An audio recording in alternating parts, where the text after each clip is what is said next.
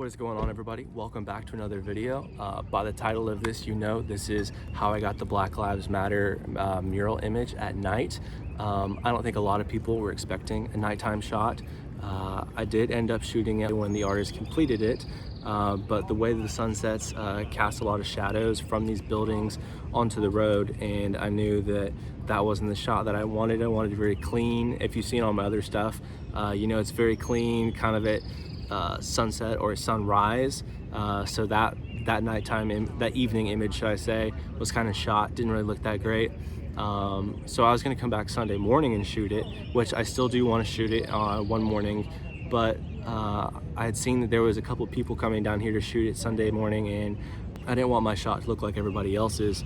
So I knew that I had to try and figure out how to make it different. Well, there's a famous quote, maybe not really famous, but it's by a big YouTuber named Casey Neistat, and he says, if you're doing what everybody else is doing, you're doing it wrong. So for me, that meant coming out here at night and trying to figure out how to shoot it. Well, as you can see, there's only, I think, one street light, maybe two at the other end, that don't really light up the street that great. So I knew that I needed to come back and try and light it up somehow. So I had this great idea to pop a flash on the street, or on these letters, and the only problem with that is a drone and a flash don't sync. They don't make a remote trigger that when you hit the button to take the picture, the flash simultaneously goes off. So that meant for me doing it manually. So it took a couple trial and error runs.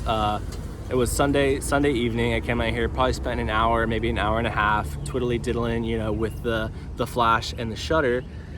And as you see by the end result, I ended up making it work, and it looks pretty cool. A couple people think that the letters glow. So if you're watching this, the letters do not glow. I'm sorry to tell you, I wish they did. That would be even sweeter. But each individual letter is lit with a flash. I think there's 16 different letters, 16 different artists, meaning 16 different flash pops.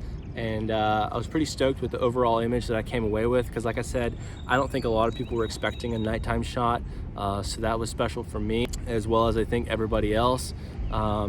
Just happy I got something, and happy to put my little mark on it. But I'm actually going to show you guys what it looked like from the perspective of me kind of popping each light on each individual letter, and showing you before I pop any light on it, and then afterwards, once the light has been applied to it, so you can really see how much it makes a difference with popping these letters out. So hope you all enjoy this one.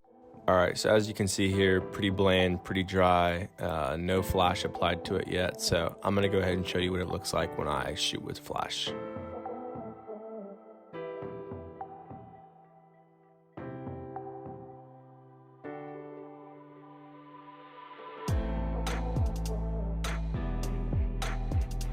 So there was a lot of this happening too, cars going by in and out, which definitely caused it to be a lot longer than it should have.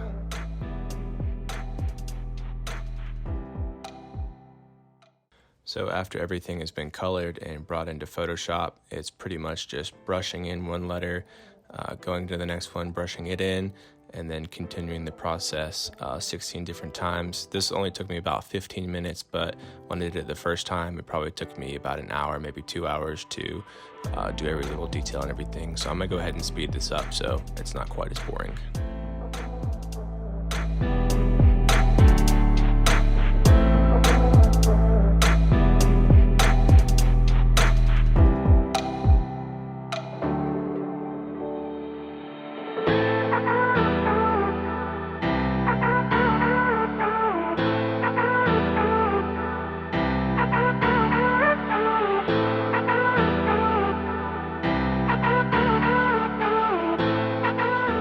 So towards the end here, once everything was blended in, I went ahead and added a tilt shift blur to focus the attention more on the image, and this is the way it came out.